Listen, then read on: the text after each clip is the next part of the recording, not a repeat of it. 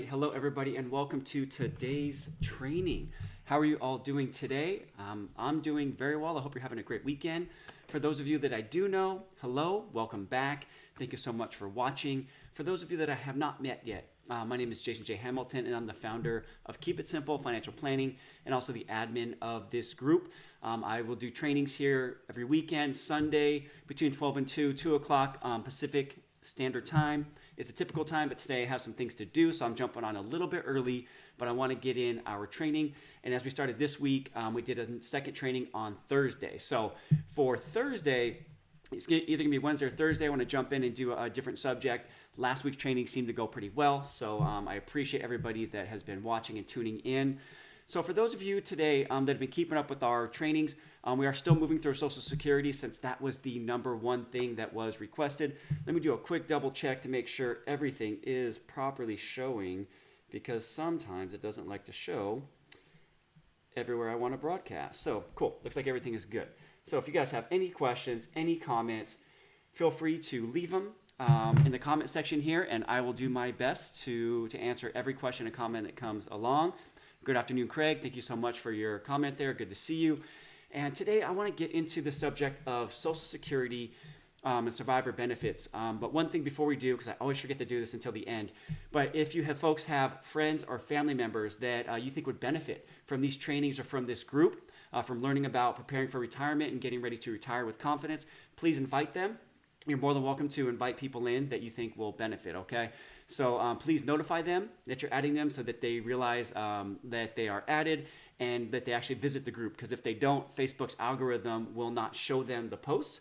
So same for you as well. I highly recommend you check in here at least once a day, at least a couple times a week, so that you can continue to see the post. There's been some wonderful posting lately and some great information sharing from everybody here that's part of the group.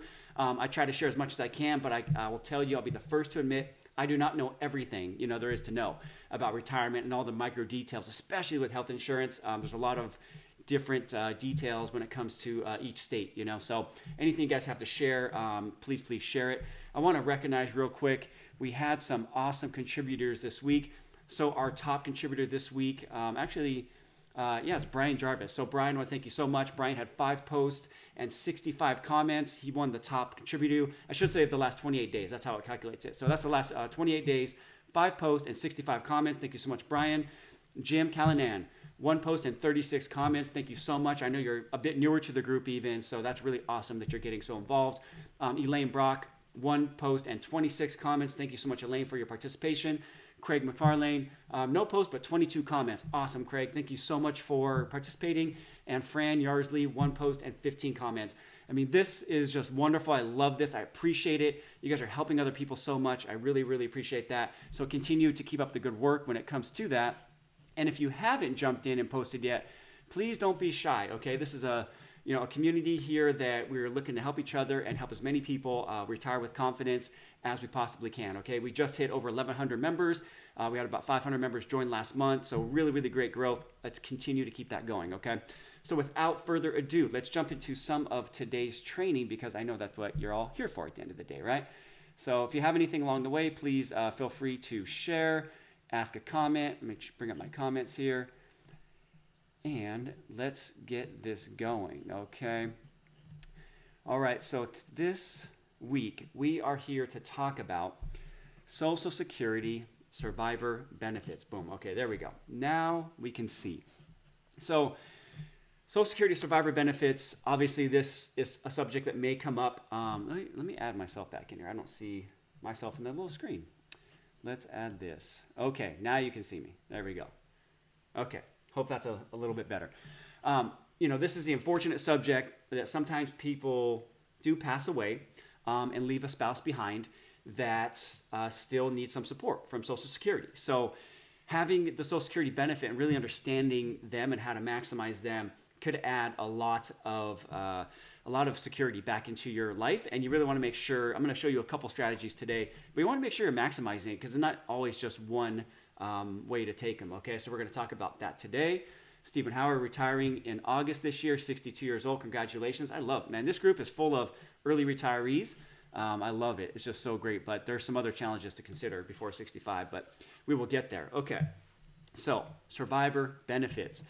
So far, we focused on the retirement benefits that are available under Social Security, but survivor benefits could come into play depending on an individual situation.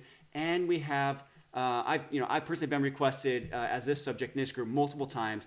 So I'm going to cover them today. I'm going to dedicate today's training only to survivor benefits, okay? So for those of you in here, I know there's been a few ladies that I mentioned, but more and more these days you're starting to see both folks qualify for survivor. So this should hopefully help you out.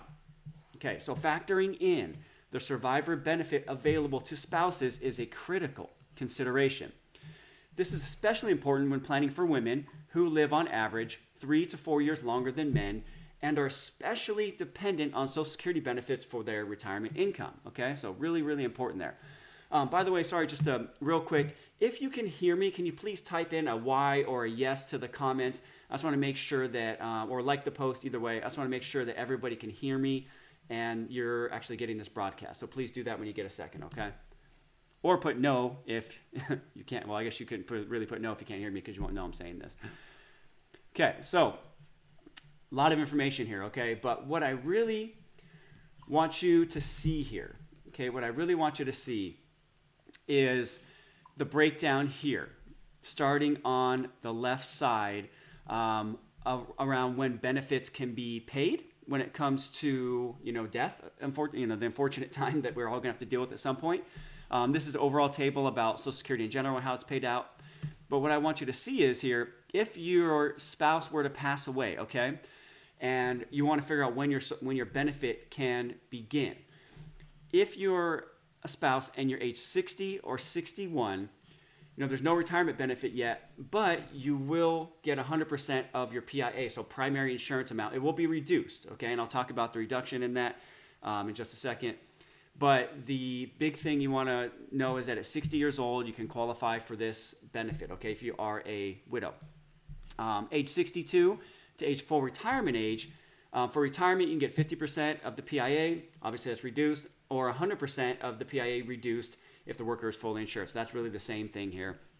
If your spouse is at full retirement age, your retirement benefit will be 50%, and you will get 100% of PIA. So again, same.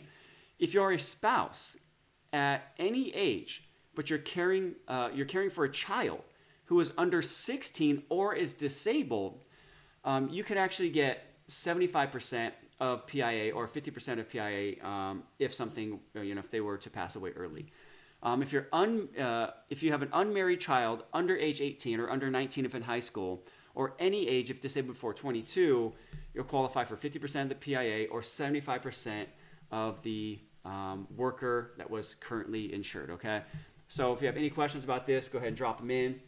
But you can also go back and watch the training later and pause the screen. This will give you all the details here, okay? So if widowed before spouse began Social Security, so before they began taking the Social Security, the survivor benefit payable to the widow will be an amount equal to the deceased spouse primary insurance amount. So you may want to note that this amount may be lower than the projected PIA that you get on your Social Security statements because the assumed earnings prior to full retirement age will not have been earned. So the earnings that are showing on your statement assume that you're going to make a similar salary all the way until your full retirement age. And when you're seeing that estimate on that paperwork that comes through, that's where that number is coming from. So you have to be aware that it may be reduced if you were to take them early, okay? So you have to be very aware of that. So if widowed after the spouse began Social Security, the survivor benefit feature of Social Security allows the surviving spouse, if married to the deceased worker for at least 9 months, okay, so that's really crucial, to step into the deceased spouse's benefit amount, assuming that it is higher than his or her own benefit. So, you only get to take the higher of yours or your spouse's benefit. These days, there's been many women that are very successful that earn more than their spouses. So if your male husband, if your husband passed away before you, but your benefit's higher, then you may still want to stick with that, but there's some strategies around that we're going to talk through as well, okay? So any questions, again, drop them in the comments, but we'll move on to the next slide here. So a widow can apply for a reduced survivor benefit starting at age 60. Age 50, if disabled, or any age if caring for a deceased child under age 16 or disabled. So this may open up for some more folks here that didn't know that you can take at age 50 if you're disabled, or if you're caring for a deceased child or the deceased child under age 16 or disabled, okay? By waiting until full retirement age, however, the widower will receive 100% of the amount of his or her deceased spouse would have been receiving when they lived. So the widower can even remarry after age 60 and continue to receive survivor's benefits. So this can be very beneficial. Obviously, losing a spouse is traumatic. It can, can cause you a lot of pain, obviously. But at some point, we may decide to move on and remarry. And, at that point, if you meet the qualifications, then you can still take the survivor's benefits going into that second marriage, okay? But it's really important you want to follow these guidelines here. So survivor benefits can also be impacted by how and when they're claimed. For example, you can begin collecting your survivor benefits as early as age 60 and delay receipt of your own benefits until age 70, all while earning delayed credits. So this is where it gets really important to look at the whole situation, and when doing your planning, make sure that you're taking this into account. Because, just to repeat again, you could take the survivor benefits early as age 60, but delay your own until age 70 while earning your delayed credit. So you may be able to actually end up with a larger benefit by using this strategy here. So this works well if you are under age 70 and your full retirement age benefit is relatively high compared to that of your deceased spouse, okay? So, again, it's not gonna work for everybody, but I know there's quite a few people that may be in this situation. And if you are, then this might be a great strategy for you. Okay, so here's an example. So example here is Patty and Mark, okay? So Patty was widowed at age 62. Her husband, Mark, had been receiving $1,500 a month from Social Security, and Patty is eligible for $1,500 a monthly benefit at her full retirement age. So she's at 62 right now. She's not at full retirement age, but at full retirement age, she would qualify for that $1,500. But what she can also do is she can also opt to take a $1,215 survivor benefit now, reduced from the full $1,500 Mark was receiving because Patty filed early, while letting her benefit grow until age 70. So what she could do at 62, since her husband passed away, take the $1,215 survivor benefit, and then let hers continue to receive additional earned credits and let that benefit grow until age 70. So strategy one, okay, claim the survivor benefit now at age 62, receive the $1,215 benefit for life. Sounds good, right? But what if you did this? Strategy two, Patty receives the survivor benefits until age 70, then claims her own benefit. So what she'll actually get is she'll get that $1,215 monthly benefit for 8 years, right, from 62 to 70. And then at 70, since she can claim her own, she'll actually just release the survivor benefit and then take her own benefit, which will be $1,980, and that's inflation adjusted, right, for the rest of her life. So that could be a whole lot of money there, okay? So you really want to make sure you're taking the right strategy when it comes to claiming your benefit if you are in this particular situation. So what if you are under full retirement age and your full retirement age monthly benefit will be low compared to your deceased spouse's? Well, then you may want to claim your own benefit now and then switch to the survivor benefit later, okay? That's another strategy you can do. So keep in mind that survivor benefits only earn delayed earnings until full retirement age. So there's no reason to delay receipt of these benefits beyond this point. So this is really, really important. I'm going to repeat that. Keep in mind that survivor benefits only earn delayed earnings credits until full retirement age. So there's no reason to delay receipt of these benefits beyond this point. So the previous example, we saw that it would make more sense to take the survivor benefit at $1,215 and then delay the personal benefit until 70, and that's where you got that big benefit from. Well, that's for normal, your own Social Security benefit. But once you get to these survivor benefits, the delayed earnings don't continue to earn anything past full retirement age, so it doesn't make any sense to delay beyond that. Okay, really, really important point that you want to make sure you're considering. So if you're close to that age, then there's no point to delay, okay? So widowers are also entitled to immediate one-time lump sum payment of $255 upon death of their spouse. This was really designed to help with the burial costs. In all honesty, we all know that this is sort of a joke. And I think a lot of people almost feel it may be a slap in the face, right? $255, I don't know what that can buy you some nice flowers, but that's pretty much it. But this is just how it is, right? So if it's money that you're owed, still you want to get it, but it's not going to help you really afford any sort of burial, not in this country that I know of, okay? As far as the new Social Security legislation, there's some legislation a couple years ago, as we talked about in our last training regarding file and suspend and delayed strategies. But in the new Social Security legislation, there's nothing in there that mentions anything about these widower or survivor benefits changing. So all these commonly used strategies that I'm talking about here for maximizing survivor benefits, those are totally unchanged. So you should be totally good with that. And as I mentioned, so for example, a widow can begin her own benefit at age 62 and then later switch to a widow benefit, okay? Alternatively, you could begin your widow benefit at 60 and switch to your own later. So, and I'm going to just keep reiterating this, that the widow's benefits do not earn delayed retirement credits. So you don't get anything past full retirement age to delay that. So if you're getting there, then make sure you want to claim that at that time. Okay. So pretty quick training today overall, but as always, if you need help or if you have any questions, you can always schedule a complimentary consultation with me personally. And what you want to do is go to kisplanning.com/apply. That's KIS, like keep it simple, planning.com/apply. And we'll hop on a call, usually about 30 to 45 minutes or so. And what we'll do is we'll help you figure out, a high-level game plan of what you need to do to retire with confidence. We pretty much start with where you're at, where you want to go, and then I will help you create a strategy that will help you get where you want to get, okay?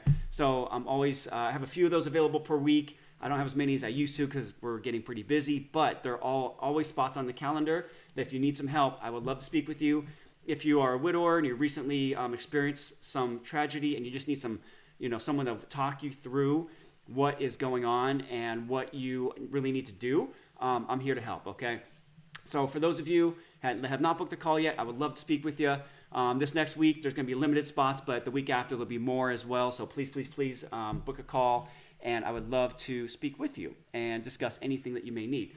So what I'm going to do now is I'm going to stay on if there's any questions that anybody has for me.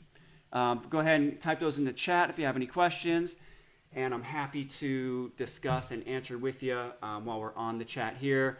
And then as usual, if there is anything else that if you happen to watch this later, just drop it in the comments and I'll do my best to go in and answer it. I see Sue here today. I think she actually mentioned the survivor benefits and the widower benefits, which is why we're doing the training today. So I do listen, I do read the comments, and I do take that into account as we are doing these trainings because I do want to provide the most value for you, okay? I'm not seeing any comments in there today. Or excuse me, I'm seeing comments, but I'm not seeing any questions. So unless you have any questions, I'm going to hop off for today. Got a busy, busy day. And I want to wish everybody just a wonderful weekend. I hope you have a great Sunday and you're making the most out of today. In California here, it's absolutely beautiful. Hopefully it's beautiful where you're at. And if you need anything, I'm here to help you out, okay? Other than that, guys, I appreciate you. I appreciate you showing up today. Thanks for coming to the trainings. And we will be here next Sunday. Next Sunday, I think we'll have one. For sure. And then during the week, I'm going to try to squeeze one in. It'll most likely be Wednesday this week because Thursday I'm going out of town for a few days.